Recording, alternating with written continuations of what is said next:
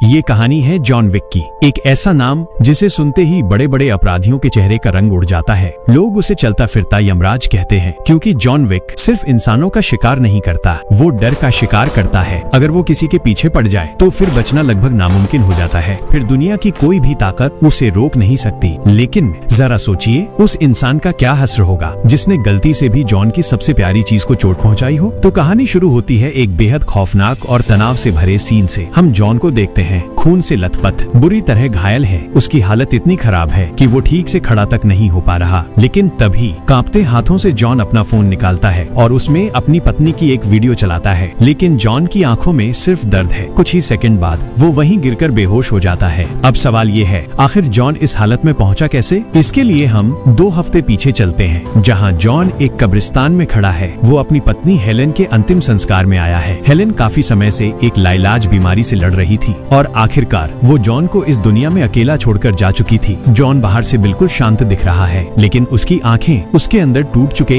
इंसान की कहानी बता रही हैं। अंतिम संस्कार खत्म होने के बाद जब जॉन वहां से जाने लगता है, तभी उसकी मुलाकात उसके पुराने साथी मार्कस से होती है। मार्कस धीरे से जॉन के कंधे पर हाथ रखता है और कहता है, जॉन, मैं जानता हूँ ये सब तुम्हारे लिए आसान नहीं है, लेकिन तुम्हें खुद को संभालना होगा। तुम्हें फिर से जिंदगी शुरू करनी होगी। इतना कहकर मार्क वहाँ से चला जाता है और जॉन अपने सोने घर वापस लौट आता है। एक ऐसा घर जहां अब सिर्फ सन्नाटा बचा था। तभी अचानक डोरबेल बजती है और जैसे ही जॉन दरवाजा खोलता है, वहां एक डिलीवरी मैन हाथ में एक पार्सल लेकर खड़ा होता है। जैसे ही जॉन उस पार्सल को खोलता है, उसकी आंखें भर आती हैं, क्योंकि अंदर एक छोटा सा बेहद प्यारा पिल्ला बैठा होता है। और ये कोई साधारण तोहफा नहीं था, इसे भेजा था उसकी पत्नी हेलेन ने। हेलेन जानती थी उसके जाने के बाद जॉन पूरी तरह टूट जाएगा, इसलिए मरने से पहले ही उसने सब कुछ प्लान कर लिया था। पार्सल के अंदर एक चिट्ठी भी होती है। जॉन कांपते हाथों से उसे खोलता है और पढ़ना शुरू करता है। मेरे प्यारे जॉन, मुझे पता है मेरे जाने के बाद तुम खुद को बहुत अकेला महसूस करोगे। तुम्हारे दर्द को शायद दुनिया में कोई नहीं समझ पाएगा। मैं तुम्हारे पास रह नहीं सकती, लेकिन तुम्हें अकेला भी नहीं छोड़ सकती। इसलिए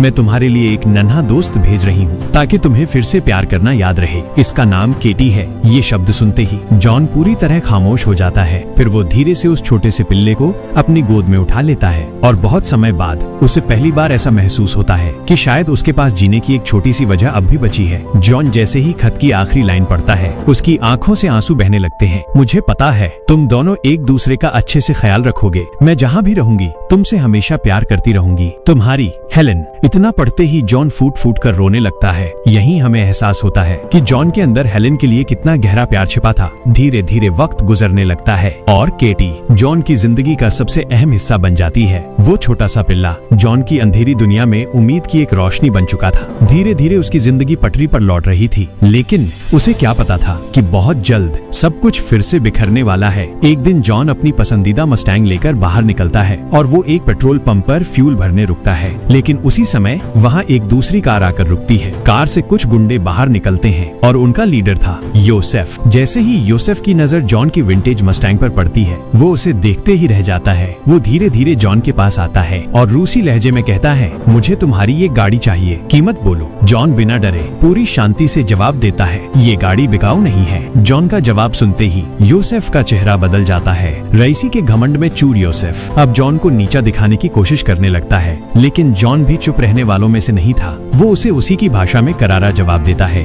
उसने माहौल को और खतरनाक बना दिया। योसेफ गुस्से से आग बबूला हो जाता है। वो जॉन पर हमला करने ही वाला था, लेकिन तभी उसका एक साथी उसे रोक लेता है और फिर जॉन बिना डरे वहाँ से चला जाता है। उसी रात जब जॉन गहरी नींद में सो रहा होता है, तभी अचानक नीचे से केटी के जोर जोर से भौंकने की आवाज आने लगती है। जॉन घबराकर उठता है और बिना समय गंवाए नीचे की तरफ भागता है। लेकिन जैसे ही वो अंधेरे में नीचे पहुंचता है, अचानक छाया में छिपे योसेफ और उसके गुंडे उस पर टूट पड़ते हैं। उन्होंने गैरकानूनी तरीके से जॉन के घर में घुसपैठ की थी। जॉन अभी अपनी चोटों और दर्द से पूरी तरह संभला भी नहीं था और इसी का फायदा उठाकर वे लोग उसे बेरहमी से पीटने लगते हैं। जॉन ठीक से खड़ा भी नहीं हो पा रहा था, लेकिन योसेफ और उसके आदमी रुकने का नाम नहीं ले रहे थे। तभी योसेफ गुस्से में चिल्लाता है, मस्टैंग की चाबी कहाँ है? जॉन बुरी तरह लहूलुहान था, लेकिन फिर भी वो एक शब्द तक नहीं बोलता। उसकी यही खामोशी उन गुंडों को और ज्यादा भड़का देती है। वे घर का सामान तोड़ना शुरू कर देते हैं। पूरा घर जैसे नरक बन चुका था। लेकिन तभी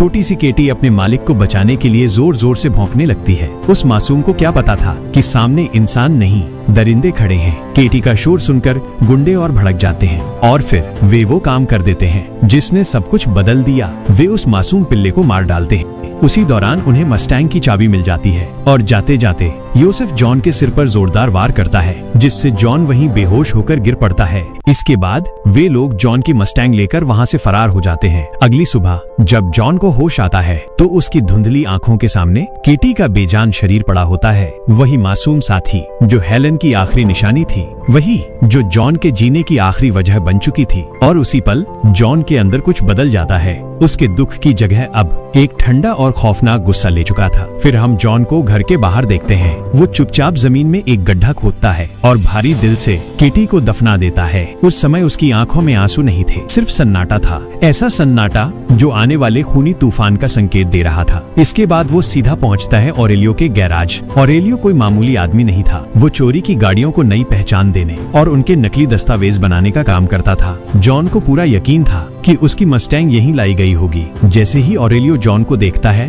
उसके चेहरे का रंग उड़ जाता है, क्योंकि वो अच्छी तरह जानता था कि जॉन विक आखिर कौन है। अंडरवर्ल्ड में लोग उसे बाबा यागा के नाम से जानते थे, एक ऐसा नाम जिससे मौत भी डरती थी। जब जॉन अपनी गाड़ी के बारे में पूछता है तो ऑरेलियो बिना कुछ छिपाए सारी सच्चाई बता देता है। वो बताता है कि कुछ देर पहले यूसुफ अपनी गैंग के साथ यहाँ आया था और यहाँ हम देखते हैं कि कैसे यूसुफ बड़ी शान से अपनी नकली बहादुरी के किस्से सुना रहा था। वो हंसते हुए बता रहा था कि कैसे उसने एक आदमी को मार मार कर अधमरा कर दिया और उसके कुत्ते को मार डाला और उसकी बेशकीमती गाड़ी छीन ली। लेकिन जैसे ही ऑरेलियो को पता चला कि वो गाड़ी जॉन विक की है, उसका खून खौल उठा और फिर उसने बिना डरे यूसुफ के मुंह पर जोरदार घूंसा मार दिया। लेकिन तभी यूसुफ के साथी गुस्से में चिल्लाते हैं, तुमने विगो तारासोव के बेटे पर हाथ उठाया है, इसका अंजाम बहुत बुरा होगा। लेकिन ऑरेलियो जानता था अब असली अंजाम किसका होने वाला है। इसके बाद जॉन वहां से निकलने के लिए ऑरेलियो से एक गाड़ी मांगता है और सम्मान के तौर पर ऑरेलियो उसे एक मस्टैंग ही देता है। जॉन चुपचाप वहां से चला जाता है, लेकिन उसके जाते ही ऑरेलियो को रूस के खतरनाक माफिया डॉन विगो तारासोव का फोन आता है। विगो गुस्से में चिल्लाता है, तुम्हारी हिम्मत कैसे हुई मेरे बेटे पर हाथ उठाने की। लेकिन ऑरेलियो और धीमी आवाज में कहता है, विगो मैंने तो सिर्फ उसे एक मुक्का मारा है, लेकिन तुम्हारे बेटे ने जो किया है उसकी सजा सिर्फ मौत है। उसने जॉन विक की गाड़ी चुराई है और उसके कुत्ते को मार दिया है। जैसे ही विगो के कानों में जॉन विक का नाम पड़ता है, उसके चेहरे का रंग उड़ जाता है। फोन पकड़े हुए उसके हाथ हल्के हल्के कांपने लगते हैं, क्योंकि विगो अच्छी तरह जानता था जॉन विक कोई साधारण इंसान नहीं है। वो मौत का दूसरा नाम है, एक ऐसा आदमी जिसकी मदद से विगो ने कभी अपना पूरा साम्राज्य खड़ा किया था। और अब उसे समझ आ चुका था, उसके बेटे ने सिर्फ गलती नहीं की, उसने अपनी बर्बादी खुद लिख दी है। इसके तुरंत बाद विगो अपने बेटे यूसुफ को ऑफिस में बुलाता है। कमरे में अजीब सा तनाव पसरा हुआ था। विगो शांत आवाज में पूछता है, क्या तुमने हाल ही में किसी की गाड़ी चुराई है। लेकिन यूसुफ अब भी अपने घमंड में डूबा हुआ था। वो जवाब देता है, हाँ, लेकिन आप एक मामूली गाड़ी के लिए इतने परेशान क्यों हैं? वो तो बस एक आम आदमी था जिसे मैंने और मेरे दोस्तों ने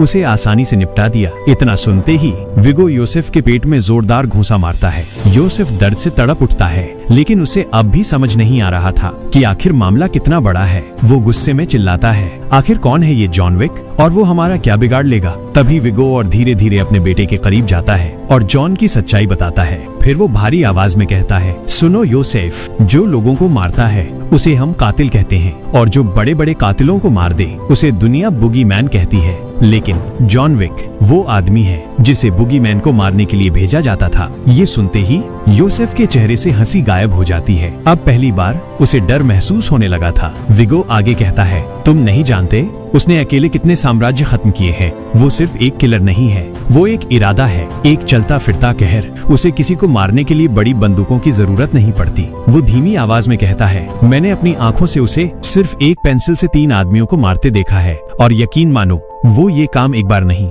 कई बार कर चुका है। कमरे का माहौल अब पूरी तरह बदल चुका था। अब वहाँ सिर्फ डर था। फिर विगो खिड़की की तरफ देखते हुए कहता है, सालों पहले वो मेरे लिए काम करता था, लेकिन फिर उसे एक लड़की से प्यार हो गया और उसने ये खूनी दुनिया छोड़ने का फैसला कर लिया। लेकिन मैं उसे खोना नहीं चाहता था, क्योंकि उसके जैसा इंसान इस दुनिया में दूसरा कोई नहीं था। इसलिए मैंने उसे एक ऐसा काम दिया जो लगभग असंभव था, ऐसा काम जिसे पूरा करना किसी भी इंसान के बस की बात नहीं थी। लेकिन जॉन ने अपने प्यार के लिए वो असंभव काम भी पूरा कर दिया। आज तुम जिस साम्राज्य में बैठकर खुद को राजा समझ रहे हो, उसकी नींव जॉन विक ने रखी थी। उसके बाद उसने अपनी बंदूकें दफना दी और हमेशा के लिए इस दुनिया से दूर चला गया। फिर विगो धीरे से योसेफ की तरफ मुड़ता है। उसकी आवाज अब और भारी हो चुकी थी। लेकिन तुमने उस सोए हुए राक्षस को जगा दिया है। तुमने सिर्फ उसका कुत्ता नहीं मारा, तुमने उसकी जीने की आखिरी वजह छीन ली है। अब योसेफ की आंखों में साफ डर दिखाई दे रहा था और विगो अपने बेटे की आंखों में मौत का साया देख सकता था। फिर वो बेहद धीमी आवाज में कहता है, जॉन अब तुम्हारे पीछे आएगा और इस दुनिया में शायद ही कोई तुम्हें उससे बचा ले। दूसरी तरफ जॉन अपने घर के बेसमेंट में उतरता है। उसके हाथ में एक भारी हथौड़ा होता है और बिना एक पल रुके वो पूरी ताकत से कंक्रीट के फर्श पर वार करना शुरू कर देता है। कुछ ही देर में फर्श टूटने लगता है और मलबे के नीचे से एक भारी लोहे का संदूक बाहर आता है। जॉन धीरे से उसे खोलता है और अंदर जो था उसे देखकर साफ समझ आता है कि असली जॉन विक अब लौट चुका है। संदूक के अंदर चमचमाती बंदूकें थीं और कुछ खास सोने के सिक्के, वो सिक्के जो अंडरवर्ल्ड की दुनिया में ताकत और पहचान का प्रतीक थे। तभी अचानक जॉन को विगो का फोन आता है। उसकी आवाज में पहली बार डर साफ सुनाई दे रहा था। वो घबराहट भरे लहजे में कहता है, जॉन, मैं जानता हूँ इस वक्त तुम किस दर्द से गुजर रहे हो। मैं माफी मांगता हूँ, लेकिन वो मेरा बेटा है। क्या हम इस मामले को शांति से खत्म नहीं कर सकते? उसे माफ कर दो जॉन। लेकिन जॉन एक शब्द तक नहीं बोलता, बस फोन काट देता है। विगो समझ चुका था अब जॉन नहीं रुकेगा। अपने बेटे को बचाने के लिए विगो उसी रात जॉन के घर पर 12 खूंखार गुंडों की एक हिट टीम भेजता है। लेकिन उन्हें नहीं पता था कि वो मौत के घर में कदम रख चुके हैं। घर पूरी तरह अंधेरे में डूबा हुआ था और उस अंधेरे में जॉन एक साए की तरह घूम रहा था। जैसे सभी आदर आते हैं, जॉन एक एक करके सबको खत्म करना शुरू कर देता है। कोई चीखने का मौका तक नहीं पाता। कुछ ही मिनटों में पूरा घर लाशों से भर जाता है और जॉन अब भी शांत खड़ा था, जैसे ये सब उसके लिए कोई नई बात ही ना हो। जब विगो को खबर मिलती है कि उसकी पूरी हिट टीम खत्म हो चुकी है, तो उसके पैरों तले जमीन खिसक जाती है। अब उसे समझ आ चुका था कि जॉन विक को रोकना आसान नहीं होगा। इसीलिए वो मदद मांगने पहुंचता है मार्क्स के पास। मार्क्स जॉन का पुराना दोस्त और दुनिया के सबसे खतरनाक स्नाइपर्स में से एक। विगो उसे जॉन को मारने के लिए $2 मिलियन की सुपारी देता है। मार्क्स कुछ देर चुप रहता है, जैसे वो अतीत और दोस्ती के बीच फंसा हुआ था। लेकिन फिर वो इस सौदे के लिए हाँ कर देता है। अब खेल और भी खतरनाक हो चुका था। दूसरी तरफ जॉन भी पूरी तैयारी कर चुका था, लेकिन उसे चाहिए था जानकारी और एक सुरक्षित ठिकाना।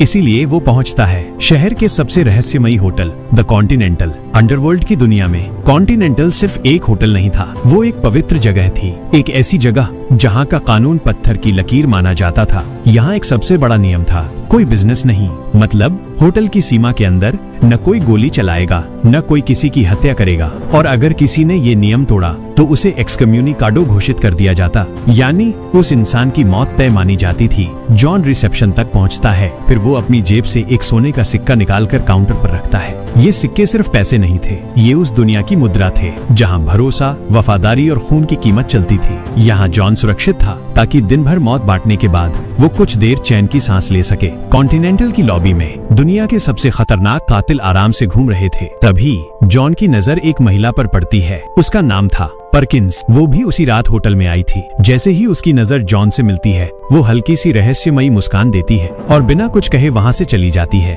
अब जॉन सीधे पहुँचता है द कॉन्टिनेंटल के मालिक विंस्टन के पास। जॉन विक की इस अंडरवर्ल्ड दुनिया में विंस्टन सिर्फ एक होटल मालिक नहीं था, वो इस पूरे खेल का सबसे ताकतवर आदमी था। जैसे ही वो जॉन को देखता है, उसके चेहरे पर हैरानी साफ दिखाई देती है, क्योंकि वो जानता था जॉन इस खून खराबे की दुनिया को छोड़ चुका है। वो एक आम इंसान की जिंदगी जीना सीख चुका था। लेकिन जॉन धीमी आवाज में कहता है, इस बार मैं किसी कॉन्ट्रैक्ट पर नहीं हूँ, ये मेरा निजी मामला है। जॉन की आंखों में जलती हुई बदले की आग देखकर विंस्टन सब समझ जाता है। अब शहर में खून बहना तय था। इसके बाद जॉन विंस्टन से यूसुफ का ठिकाना पूछता है और विंस्टन बिना देर किए जवाब देता है, रेड सर्कल, शहर का सबसे बड़ा और सबसे सुरक्षित नाइट क्लब। अब जॉन अपना काला सूट पहनता है और फिर धीरे धीरे रेड सर्कल क्लब के अंदर दाखिल होता है। तेज म्यूजिक, रंग बिरंगी लाइट्स, लेकिन इस चमक दमक के बीच एक शिकारी अपने शिकार की तलाश में था। तभी जॉन की नजर उस आदमी पर पड़ती है जिसने यूसुफ के साथ मिलकर उसकी मस्टैंग चुराई थी। अगले ही पल जॉन उसे पकड़ लेता है और फिर बिना किसी रहम के उसे बेरहमी से पीटना शुरू कर देता है। आखिरकार डर के मारे वो आदमी टूट जाता है और कांपती आवाज में कहता है, योसेफ ऊपर वीआईपी पूल एरिया में है। बस इतना सुनते ही जॉन उसे वहीं खत्म कर देता है। अब जॉन ऊपर की तरफ बढ़ने लगता है, लेकिन तभी योसेफ के बॉडीगार्ड्स को उसके आने की खबर मिल जाती है और देखते ही देखते पूरा क्लब युद्ध का मैदान बन जाता है। जॉन एक सधे हुए शिकारी की तरह आगे बढ़ रहा था। उसकी हर गोली सीधे निशाने पर लग रही थी, हर बार मौत लेकर आ रहा था। कुछ ही मिनटों में क्लब लाशों से भरने लगता है और फिर जॉन पहुंच जाता है योसेफ के सामने। जैसे ही योसेफ की नजर जॉन पर पड़ती है, उसकी रूह कांप उठती है। अब उसका घमंड पूरी तरह टूट चुका था। डर के मारे वो बिना कपड़ों के ही भागने लगता है और जॉन एक साये की तरह उसका पीछा करता है। रास्ते में जो भी गार्ड सामने आता, जॉन उसे खत्म करता चला जाता। अब योसेफ जॉन की बंदूक की रेंज में आ चुका था, लेकिन तभी एक गोली आकर सीधे जॉन को लगती है। जॉन दर्द से कराहते हुए नीचे गिर पड़ता है और इसी अफरा तफरी का फायदा उठाकर योसेफ एक सुरक्षित गाड़ी में बैठकर वहां से भाग निकलता है। घायल शरीर और अधूरा बदला लेकर जॉन वापस कॉन्टिनेंटल लौट आता है। रात का समय, जॉन अपने कमरे में आराम कर रहा होता है। वहीं दूसरी तरफ सामने वाली बिल्डिंग की छत पर मार्क्स अपनी स्नाइपर राइफल के साथ खड़ा था। उसका निशाना सीधे जॉन के सिर पर था। बस एक ट्रिगर और सब खत्म। लेकिन तभी मार्कस कुछ नोटिस करता है। जॉन के कमरे में कोई चुपके से दाखिल हो चुका था।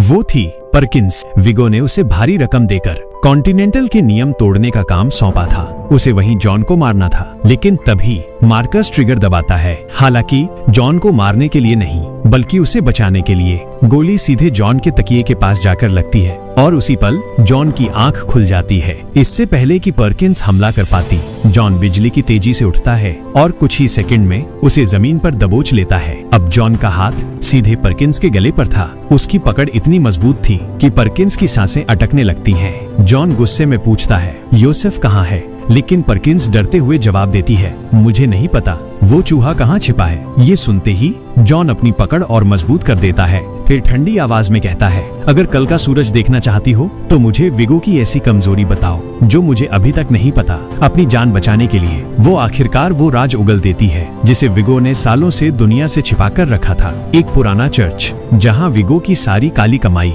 उसके राज और पूरे साम्राज्य के सबूत छिपे हुए थे। जॉन अब काल बन चुका था। वो सीधे उस पुराने चर्च में पहुंचता है। चर्च के बाहर भारी सुरक्षा थी, लेकिन जॉन के लिए ये सब सिर्फ कुछ सेकंड की रुकावट थे। पलक झपकते ही वो एक एक गार्ड को खत्म करता हुआ अंदर घुस जाता है और फिर वो पहुंचता है उस गुप्त तहखाने तक जहां पैसों के पहाड़ लगे हुए थे। जॉन अच्छी तरह जानता था विगो के लिए पैसा ही भगवान है, इसलिए बिना एक पल गंवाए वो पूरे खजाने में आग लगा देता है। कुछ ही सेकंड में विगो का साम्राज्य जलने लगता है। जब विगो वहां पहुंचता है तो उसकी आंखों के सामने उसका सब कुछ राख बन रहा होता है। उसका गुस्सा अब पागलपन में बदल चुका था। तभी जॉन अचानक उसके काफिले पर हमला कर देता है। चारों तरफ गोलियां चलने लगती हैं, लेकिन तभी एक तेज रफ्तार गाड़ी आकर सीधे जॉन को टक्कर मार देती है। जॉन हवा में उछलकर कंक्रीट पर जा गिरता है और उसका सिर जोर से जमीन से टकराता है। सब अंधेरा हो जाता है। जब जॉन की आंख खुलती है तो वो खुद को एक सुनसान अड्डे पे पाता है। उसके हाथ कुर्सी से बंधे हुए थे और सामने खड़ा था विगो। उसके चेहरे पर गुस्सा भी था और डर भी। विगो धीरे धीरे जॉन के पास आता है और कहता है, जॉन तुम आज भी वही हो, वही रफ्तार, वही ताकत, लेकिन इस बार तुमने हद पार कर दी। वो जलते हुए चर्च को याद करते हुए कहता है, मुझे उन पैसों का दुख नहीं है, वो मैं फिर कमा लूंगा, लेकिन उन दस्तावेजों का क्या जिनके दम पर मैं इस शहर के बड़े लोगों को कंट्रोल करता था? तुमने मेरा भविष्य जला दिया है। फिर विगो जॉन की आंखों में देखकर कहता है, आखिर ये सब किसके लिए? वो सिर्फ एक कुत्ता ही तो था, एक जानवर के लिए इतना पागलपन? लेकिन जॉन धीरे से कहता है, विगो वो सिर्फ एक कुत्ता नहीं था, वो उस औरत की आखिरी निशानी थी जिसने मुझे फिर से जीना सिखाया था। वो मेरी उम्मीद थी और तुम्हारे बेटे ने मुझसे वो उम्मीद छीन ली। अब न कोई समझौता होगा, न कोई माफी। योसेफ ने जो किया है उसकी सजा सिर्फ मौत है। अब विगो पूरी तरह समझ चुका था जॉन विक को रोका नहीं जा सकता, इसीलिए वो अपने आदमियों की तरफ मुड़कर कहता है, इसे यहीं खत्म कर दो, और खुद वहां से चला जाता है। जैसे ही गुंडे जॉन को मारने आगे बढ़ते हैं, तभी अंधेरे में गोलियां चलती है। एक एक करके सारे आदमी गिरने लगते हैं। ये मार्कस था जो दूर छत से अपनी स्नाइपर राइफल के जरिए जॉन की ढाल बना हुआ था। कुछ ही सेकंड में मैदान साफ हो जाता है और अब जॉन फिर से आजाद था। इसके बाद जॉन बीच रास्ते में विगो को पकड़ लेता है। अपनी मौत सामने देखकर विगो डर जाता है। वो घबराकर कहता है, रुको जॉन, मैं तुम्हें योसेफ का ठिकाना बता दूंगा। विगो को भरोसा था कि योसेफ भारी सुरक्षा वाले सेफ हाउस में सुरक्षित है, लेकिन वो भूल चुका था जॉन विक के लिए कोई जगह सुरक्षित नहीं होती। अगले ही पल जॉन उस सेफ हाउस पर टूट पड़ता है। कुछ ही देर में पूरा ठिकाना लाशों से भर जाता है और आखिरकार जॉन पहुंच जाता है योसेफ के सामने। अब जॉन बिना एक पल गंवाए योसेफ को खत्म कर देता है। जब विगो को अपने बेटे की मौत की खबर मिलती है तो उसका दुख खूंखार नफरत में बदल जाता है। लेकिन इसी बीच परकिंस विगो को एक और खबर देती है। मार्कस गुप्त रूप से जॉन की मदद कर रहा था। ये सुनते ही विगो आग बबूला हो जाता है। वो सीधे मार्कस के घर पहुंचता है और फिर उसे बेरहमी से मार डालता है। इसके बाद विगो खुद जॉन को कॉल करता है और उसे ताने मारते हुए कहता है, मैंने तुम्हारे सबसे करीबी दोस्त को तड़पा तड़पा कर मारा है। जब जॉन मार्क्स के घर पहुंचता है तो वहाँ सिर्फ सन्नाटा था और जमीन पर उसके दोस्त की बेजान लाश। उस पल जॉन की आंखों में बदले की एक नई आग जल उठती है। दूसरी तरफ परकिंस को भी उसके गुनाह की सजा मिलने वाली थी, क्योंकि उसने कॉन्टिनेंटल के नियम तोड़े थे। विंस्टन के आदमी उसे चारों तरफ से घेर लेते हैं। विंस्टन शांत आवाज में कहता है, परकिंस, तुमने कॉन्टिनेंटल के पवित्र नियमों का उल्लंघन किया है और इसकी सजा सिर्फ मौत है। अगले ही सेकंड परकिंस का अंत कर दिया जाता है। अब विगो समझ चुका था कि उसका अंत करीब है। वो देश छोड़कर भागने की तैयारी करने लगता है, लेकिन विंस्टन चुपचाप जॉन को उसकी आखिरी लोकेशन बता देता है और फिर एक आखिरी शिकार शुरू होता है। जॉन साई की तरह वहाँ पहुँचता है और विगो के बचे हुए गार्ड्स का सफाया कर देता है। अब सिर्फ 2 लोग बचे थे, जॉन और विगो। मूसलाधार बारिश के बीच दोनों के बीच खूनी लड़ाई शुरू होती है, लेकिन जॉन विक से बचना नामुमकिन था। आखिरकार जॉन विगो का काम तमाम कर देता है और अपने बदले को पूरा करता है। लेकिन इस लड़ाई में जॉन खुद भी बुरी तरह घायल हो चुका था। खून से लथपथ वो एक पशु क्लिनिक में घुसता है। वहाँ वो अपने जख्मों पर खुद दवा लगाता है, लेकिन तभी उसकी नजर एक पिंजरे में बंद छोटे से कुत्ते पर पड़ती है। वो मासूम डरा हुआ था, ठीक वैसे ही जैसे अंदर से जॉन खुद था। कुछ सेकंड तक जॉन उसे देखता रहता है और उस छोटे से कुत्ते को अपने साथ ले जाता है। अब जॉन फिर से अकेला नहीं था। उसके पास जीने की एक नई वजह थी, एक नया साथी और शायद